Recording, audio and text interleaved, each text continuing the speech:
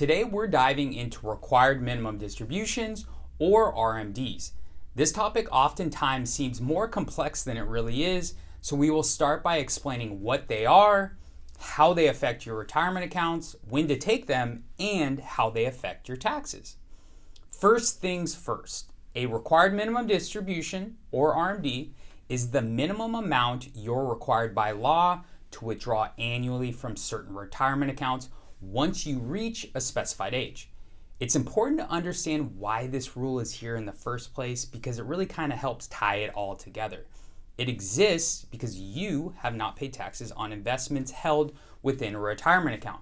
So Uncle Sam comes knocking at the door saying we are requiring that you take some of that money out so we can tax you. Remember, you received a tax deduction when the money went into the account, so now it's time to pay up.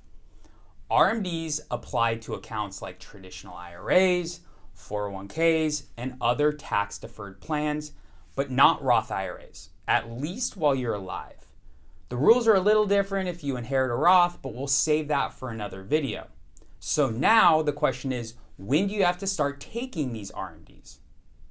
Currently, the age is 73 for those born between 1951 and 1959.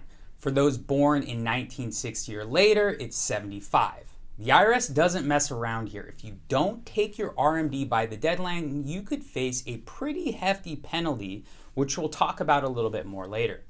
The amount that you need to take out is based on the balance of your account on December 31st of the previous year, along with a life expectancy factor set by the IRS. Let's say you have $500,000 in your traditional IRA at the end of last year. If the IRS says your life expectancy factor is 25, then you divide 500,000 by 25. That means your RMD for the year would be $20,000. If you have a financial advisor, they will do this for you. Or if you are your own financial advisor, then your custodian should be able to provide a RMD calculator. Let's switch gears now and discuss taxes real quick. Because remember that the whole reason this rule exists is so Uncle Sam can collect his taxes. That means that RMDs are taxable. The money that you take out is taxed as ordinary income, which means it could bump you into a higher income tax bracket depending on how much you withdraw.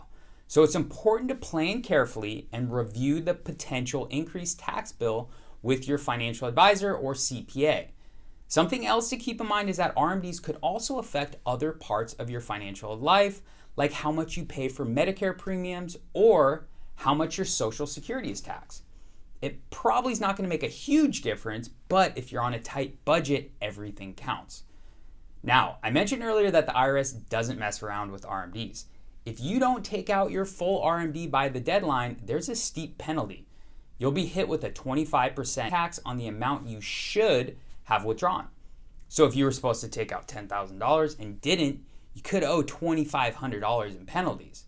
But there is good news. You can request a waiver if you made an honest mistake and just correct it properly. So just don't let it slip through the cracks. So what can you do to minimize the tax bite from your RMDs? Well, here's a few strategies to consider. If you've enjoyed the content so far, then don't forget to hit that subscribe button. First off, you need to know your marginal tax bracket. RMDs may bump you into that next marginal tax bracket, so you should know where you stand.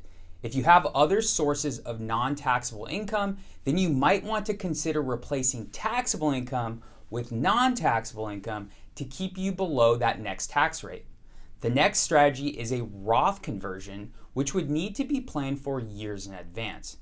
This is a tax strategy, so there are pros and cons and situations where this is actually probably going to hurt you.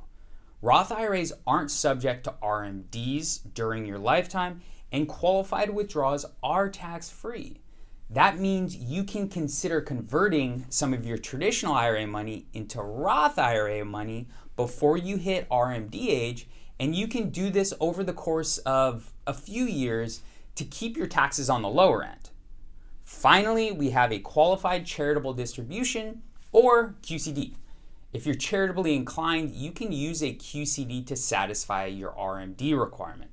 The money goes directly from your IRA to a qualified charity, and then it doesn't count as taxable income. Now, the right strategy really depends on your overall financial situation, so it's always good to talk to your financial advisor or a tax professional.